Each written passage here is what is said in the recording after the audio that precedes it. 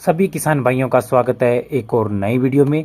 तो किसान भाइयों, आज मैं इस वीडियो में आपको बताऊंगा जून महीने में लगने वाले ए टू जेड टमाटर की खेती में रोग, उनके बारे में बताऊंगा। क्या डिजीज होते हैं, क्या उनका इलाज है, उसके बारे में आपको आज सिर्फ मैं जानकारी दूंगा। रोग ही बताऊंगा और उनकी जानकारी दूंगा आपको कि आपको इसके लिए ये सी दवाई प्रयोग करनी है और उसका बढ़िया रिजल्ट आपको देखने को मिलेंगे। ठीक है, तो आपको अगर किसान भाइयों ये वीडियो अच्छी लगे तो कमेंट करके जरूर बताना, और अगर आप ऐसी इन्फॉर्मेटिव जानकारी चाहते हो तो चैनल को सब्सक्राइब जरूर करना।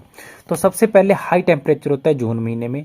हाई टेम्परेचर में सबसे पहले नंबर पर हमारा रोग लगता है बैक्टीरियल विल्ट। ठीक है, जो हमारा पौधा सूखना स्टार्ट हो जाता है। सूखता एकदम से नहीं है, पौधा 2-3 या 4 दिन धीरे धीरे पत्ते मुरझाने स्टार्ट हो जाएंगे, उसके फिर धीरे धीरे वो सूख जाएगा, या मिट्टी के बराबर से या पौधे की जड़ें हमारी सूख जाएगी। वो होता है बैक्टीरियल विल्ट, वो बैक्टीरिया की वजह से लगता है।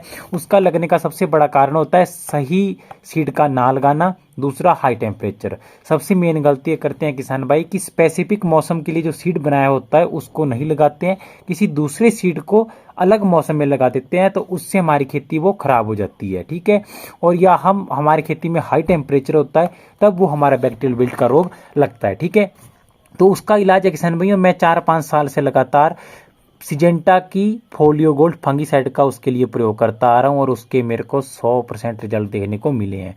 और मैंने आज तक काफ़ी वीडियो इसके ऊपर बनाई है, और जिन किसान भाइयों ने यूज़ किया है उनका भी हमेशा यही रिस्पॉन्स रहा कि इससे रिजल्ट हमें देखने को मिले। जैसे बैक्टीरियल विल्ट लगती है पौधे सूखने, तो आपको पत्तों के ऊपर छिड़काव करना है फोलियो गोल्ड का, और साथ में ही उसको आपको पौधों की जड़ों में भी ड्रिंच कर देना है। ठीक है, तो आपको बहुत ही बढ़िया रिजल्ट देखने को मिलेंगे। ठीक है, तो पहले नंबर पर ये रोग आ गया जो हाई टेम्परेचर में लगता है। दूसरे नंबर पर जो हाई टेम्परेचर में हमारे टमाटर की खेती को रोग लगता है वो आता है रेड माइट। ठीक है, लाल मकड़ियाँ। जो लाल मकड़ी होती है वो हाई टेम्परेचर में लगती हैं, वो पत्तियों की, जैसे हमारा पौधा मान को 3 फुट का है, तो वो सबसे नीचे वाली पत्तियों से ऊपर को लगते स्टार्ट हो जाते हैं। सबसे नीचे वाले पत्ते होते हैं उसकी बैक साइड से वो लगने धीरे धीरे स्टार्ट होता है, लाल लाल मकड़ी होती है। ठीक है, वो हमारी खेती में एकदम से नहीं फैलती, वो धीरे धीरे संक्रमण करती रहती है, आगे से आगे फैलती रहती है। फिर उसका पता लगाना थोड़ा सा मुश्किल होता है। उसमें क्या होता है, पत्तियों पर व्हाइट व्हाइट से डॉट पड़ जाते हैं, छेद नहीं, सिर्फ डॉट पड़ेंगे, और धीरे धीरे वो बढ़ता जाएगा। जब बढ़ेगा तो एकदम से पूरे खेत में वो फैल जाएगा और आपकी खेती खराब कर जाएगा। जो फ्लावरिंग पड़ी होगी वो वहीं रुक जाएगी, पौधे की ग्रोथ होगी वो वहीं रुक जाएगी, फल लगे हुए उस पर भी माइट लगे, उस पर भी जाले जाले बन जाएंगे। ठीक है, तो बहुत ही ज़्यादा हानिकारक रोग है हमारा रेड माइट। ठीक है, जब आपकी पत्तियां, आपने देखना कि जैसे पौधा मान के चलो, ये हमारा पौधा, नीचे के पत्ते लास्ट यहाँ के पत्तों के नीचे लाल मकड़ियां या आपको जाले दिखें, तो उसके लिए आपको प्रयोग करनी हमारी बायर कंपनी की आती है ओबेरॉन, और उसके साथ स्टिकर भी डाल लें। ठीक है, तो उसका आप प्रयोग करोगे, उससे आपका 100% हमारा माइट होते हैं रेड माइट, उनका इलाज हो जाता है। क्योंकि रेड माइट भी बहुत ही ज़्यादा हानिकारक होता है और हमारी खेती को बहुत ही ज़्यादा प्रभावित करते हैं। ठीक है, तो उसका आप प्रयोग कर सकते हैं। तो तीसरे नंबर पर बात करते हैं किसान भाइयों की जून महीने में हमारे सबसे ज़्यादा कीड़ा, सुंडी, फ्रूट बोरर, या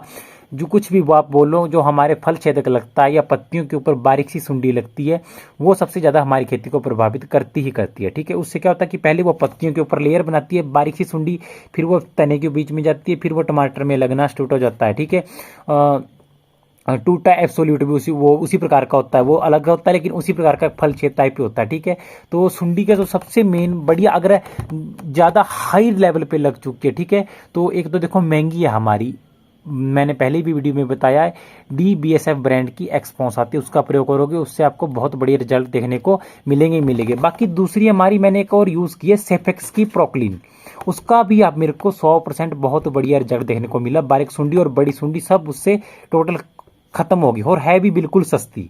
ठीक है, उसका आप प्रयोग कर सकते हैं। प्रोक्लिन याद रखना किसान भाई, 150 रुपए की आती है वो, कम से कम 5 पंप की। ठीक है, प्रोक्लिन, और वो असर करती है उसी के बराबर जो हमारा एक्सपॉन्स में टेक्निकल पाया जाता है, वही टेक्निकल उसमें पाया जाता है। तो उसका आप प्रयोग कर सकते हैं और बहुत बढ़िया आपको रिजल्ट देखने को मिलेंगे। तो किसान भाइयों, आप प्रोक्लिन का यूज़ करो। अगर उससे मान के चलो हाई टेम्परेचर में रिजल्ट देखने को नहीं मिलते हैं, एक बार उसकी आप स्प्रे करो तो उसका आपको रिजल्ट देखने को मिलेगा। और दूसरा मेन बात होती है किसान भाइयों की गर्मी में हाई टेम्परेचर में कोई भी आप स्प्रे करो, उसका असर जो होता है टेक्निकल का, धूप में स्प्रे करोगे तो खत्म हो जाता है जल्दी। और ऐसे भी टेम्परेचर के कारण तीसरे या चौथे दिन हमारी कोई भी स्प्रे हम करते हैं उसका रिजल्ट हमें देखने को सिर्फ 3 या 4 दिन मिलता है, उसके बाद कोई भी असर नहीं रहता। ठीक है, इसलिए सुबह या शाम के टाइम पे स्प्रे करें ताकि हमारी खेती को भी कोई नुकसान नुकसान ना हो, क्योंकि हाई टेम्परेचर में अगर हम स्प्रे करते हैं तो उन टेक्निकल का नेगेटिव इफेक्ट हमारी खेती पर पड़ता है, फ्लावरिंग गिरने के बहुत ज़्यादा चांस रहते हैं। ठीक है, और उसके बाद सबसे ज़्यादा दिक्कत आती है हमारे पौधों में स्ट्रेस आ जाता है। ठीक है, जब हाई टेम्परेचर हो जाता है। दूसरा, हम पानी की नियमित व्यवस्था नहीं रख पाते हैं, स्प्रे की अप डाउन करेंगे, खाद की मात्रा सही नहीं डालेंगे, या यूरिया होगी या रासायनिक खादों की मात्रा ज़्यादा कर देंगे या कम कर देंगे, तब बहुत ही ज़्यादा हमारी खेती में दिक्कत आती है, और जिस कारण पौधे स्ट्रेस में चले जाते हैं। ठीक है, सबसे बड़ा मेन कारण ये होता है स्ट्रेस में जाने का कि अगर हम 8 बजे के बाद पानी लगा देते हैं सुबह, तो उस वजह से भी हमारे पौधे स्ट्रेस में जाते ही जाते हैं। ठीक है, क्योंकि पौधे की जड़ें होती है वो खराब हो जाती है।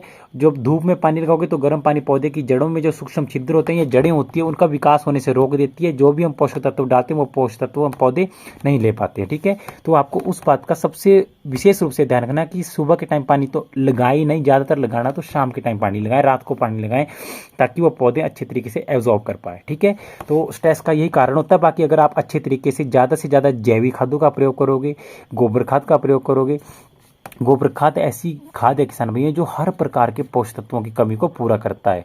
आपको अन्य कोई भी प्रोडक्ट की यूज़ करने की आवश्यकता नहीं पड़ेगी अगर आप गोबर खाद हर साल या 3 महीने के बाद नियमित रूप से अच्छे तरीके से प्रयोग करते हो। गोबर खाद में इतनी पावर होती है। ठीक है, अगर अच्छे तरीकों से डालते हो, आप गुड़ाई करते हो तब डालते हो, जुताई करते हो खेत की तब डालते हो, बाद में डालते हो, तो बहुत अच्छे रिजल्ट आपको देखने को मिलेंगे ही मिलेंगे। ठीक है, और मिट्टी की सहन क्षमता भी बढ़ती है, और मिट्टी में रोग लगते हैं जैसे बैक्टीरिया होते हैं ये कम हो जाते हैं, क्योंकि गोबर खाद में जो बैक्टीरिया होते हैं वो गुड बैक्टीरिया होते हैं हमारे छोटे छोटे। ठीक है, तो इन बातों का आपको सबसे ज़्यादा विशेष रूप से ध्यान देना। तो ये रोग आ गए किसान भाइयों हमारे जो सबसे ज़्यादा गर्मी में लगते हैं। अभी मैं भी भूल गया थोड़ा सा, मैंने कोई स्क्रिप्ट तैयार नहीं किया था, ऐसे आपको बता रहा हूँ।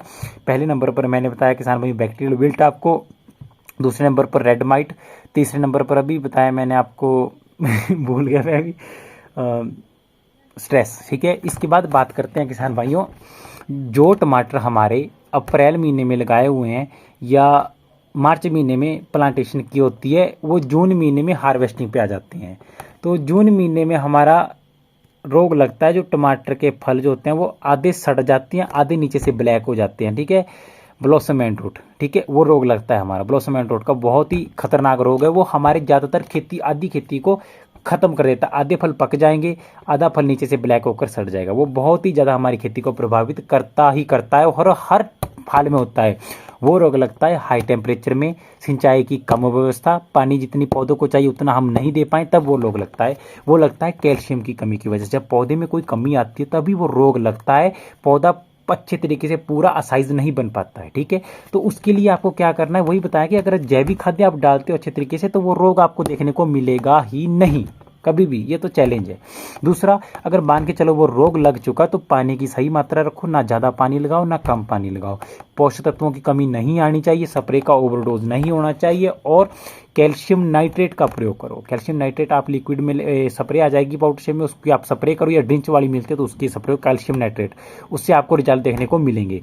लेकिन अगर आपको शुरुआती में जैसे अभी हार्वेस्टिंग के आने वाली है या बीच बीच में कोई फल पकना स्टार्ट हुआ है तो उस टाइम पता लग जाता है कि हमारे फल आधे आधे साइज बन रहा है, आधी शेप वाला फल बन रहा है, नीचे से वो खाली है या ब्लैक सा या ब्राउन सा है।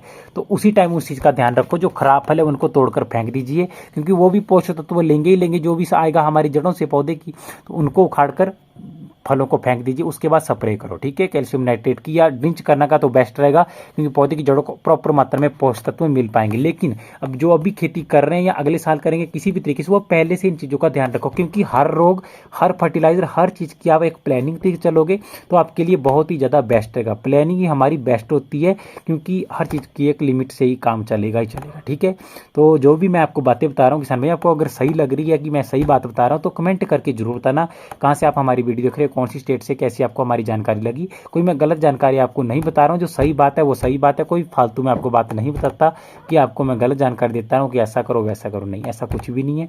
सही जानकारी दूंगा, क्योंकि मुझे पता है कि किस प्रकार की हानियाँ होती है, क्योंकि कुछ साल मैंने भी शुरुआती में बहुत हानियाँ खाई है टमाटर की खेती में।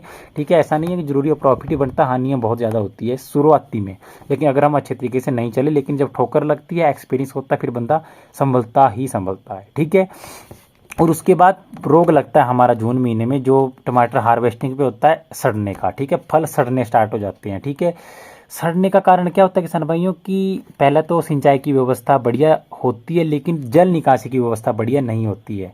जब खेत में बारिश का पानी आता है या बारिश होती है उसके बाद एकदम से फल सड़ने का रोग लगता है। और फल सड़न इतना घातक रोग है, एक फंगस से होता है कि एक फल को अगर लगाए तो पूरा लच्छा होता है या पूरा गुच्छा होता है 8-9 फलों का, वो एकदम से पूरा खराब हो जाएगा, ठीक है, सड़ जाएगा, पूरा पौधा सड़ जाएगा। फिर दूसरे दिन पूरे खेत में वो फंगस का रोग हमारे फैल जाता है, जिस कारण हमारी खेती बहुत ही ज़्यादा खराब हो जाती है।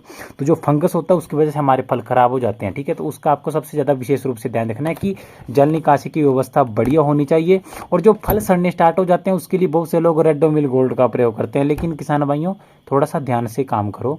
जब फल सड़ते हैं तो सबसे पहले कुछ फलों को लो, उनको काटो, उनको ही देखो, क्योंकि मैंने 90% यही पाया कि जो फल उस टाइम सड़ने स्टार्ट हो जाते हैं उनमें जो हमारी कि मक्खी होती है, कीड़े छोड़ने वाली बारीक मक्खी होती है, बड़ी मक्खी, वो कीड़े छोड़ती है, उसकी तरफ वाइट वाइट कीड़े होते हैं उसके बीच में, फलों के बीच में। और जहाँ से हमारा टमाटर, यहाँ से ये टमाटर हमारा नीचे यहाँ से ऊपर से लटका होता है वो टमाटर के पौधे से, वहाँ पे हमारे छोटे छोटे बारीक बारीक से वाइट वाइट कीड़े होते हैं, जो कीट मक्खी होती है वो छोड़ती है। उस वजह से हमारे फल सड़ने स्टार्ट हो जाते हैं बारिश के बाद। कुछ रोल हमारा ज़्यादा पानी की मात्रा करती है, कुछ ज़्यादातर 90% वो करती है, ठीक है। तो उसके लिए आपको इंसेक्टिसाइड का प्रयोग करना है, आपको फल की चेकिंग करनी है काट के, ठीक है। ऐसे बहकाई बातों में नहीं आना कि सड़ना है। सड़ना गलना एक फंगस अलग चीज़ है, कीड़े की वजह से सड़ना वो एक अलग चीज़ है। हर चीज़ का एक अलग ऑरा है अपना, ठीक है। तो आपको इस चीज़ का ध्यान रखना है, कभी भी बहकावे में नहीं आना है कि लोग बोले यार रेडोमिल गोल्ड का प्रयोग करो, वो सड़ने के लिए, फंगस के लिए। वहाँ पे आपको ध्यान रखना है। मैंने तो यही पाया, ज़्यादातर 90% फंगस हमारा 10% लगता है सड़ने के बाद, लेकिन जो 90% हमारा फल सड़ते हैं वो लगते हैं कीड़े की वजह से, ठीक है। तो इन चीज़ों का आपको ध्यान रखना है। ये छोटी छोटी बातें होती है, हम इन्हीं छोटी छोटी बातों की वजह से ही मात खा जाते हैं हर बार, ठीक है किसान भाइयों। तो जो भी मैं आपको बातें बता रहा हूँ पूरी वीडियो को देखो, ज़्यादा से ज़्यादा अपने किसान भाई के साथ शेयर करो, ठीक है। हर किसान भाई की अच्छी खेती हो, किसी को कोई नुकसान नहीं होना चाहिए, नुकसान तो नुकसान होता है, ठीक है। तो किसान भाई यही बातें होती है जो मैं आपको बताई, ठीक है। ज़्यादा से ज़्यादा आपको वीडियो को शेयर करना है अपने किसान भाइयों के साथ। दुकान में बैठा हूँ घर में मैं, आज शाम, आज बारिश हुई है, कल तो सुबह बनाऊंगा और वीडियो। खेत में आज नहीं गया हूँ, मैं गया था दिन में, अभी आया हूँ, ऐसा नहीं कि गया नहीं हूँ, 5 बजे आ गया था। तो आपको इन बातों का ध्यान रखना, यही जो हमारे रोग होते हैं सबसे ज़्यादा खेती में लगते ही लगते हैं, ठीक है। तो ज़्यादा से ज़्यादा वीडियो को शेयर करना। जो मेरे किसान भाई वीडियो को शेयर कर रहे हैं कमेंट करके जरूर बताना आपने यहाँ वीडियो को शेयर किया है, ठीक है।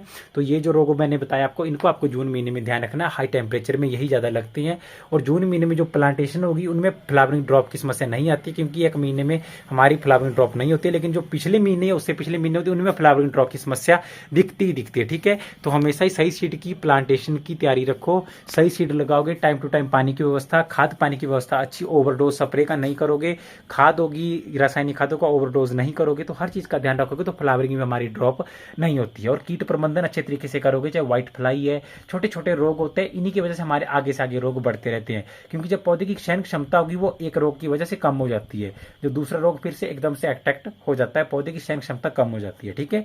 तो यही बातें होती है किसान भाई टमाटर की खेती। टमाटर की खेती ने हर चीज में, हर काम में यही लगाओ, छोटी छोटी बातें अगर हम इग्नोर करते हैं वो बहुत ही ज्यादा हानि हमें देती है, ठीक है। इसलिए हर चीज का ध्यान रखोगे तो बढ़िया प्रॉफिट तभी होगा, ठीक है। तो चलते हैं किसान भाई, मिलते हैं किसी नई वीडियो में। तो वीडियो को शेयर जरूर करना, लाइक करना, कमेंट करना, आपके लिए मैं वीडियो बना रहा हूँ। अगर मेरे को सपोर्ट मिले तो भी मैं मोटिवेट होता हूँ, आपके कमेंट आए, आप वीडियो को शेयर करो, ठीक है। तो ज़्यादा से ज़्यादा वीडियो को शेयर करना ताकि मैं आपके लिए इसी प्रकार मोटिवेट होकर वीडियो बनाता रहूँ। तो इन सब बातों का आपको ध्यान रखना है। कोई भी आपकी क्वेरी इंस्टाग्राम फेसबुक पर मेरे को मैसेज करो, मैं आपको 100%, या कोई यूट्यूब पे आप कमेंट करके पूरी जानकारी बताओ क्या होगा, क्या समस्या, तो मैं आपको गाइड करने की 100% करूँगा ही करूँगा, ठीक है। तो बानफिंग खेती बाड़ी चैनल को ज़्यादा से ज़्यादा शेयर करो अपने चैनल के साथ, और सब्सक्राइब करवाओ और अच्छा सपोर्ट करो। तो मिलते हैं किसी नई वीडियो में।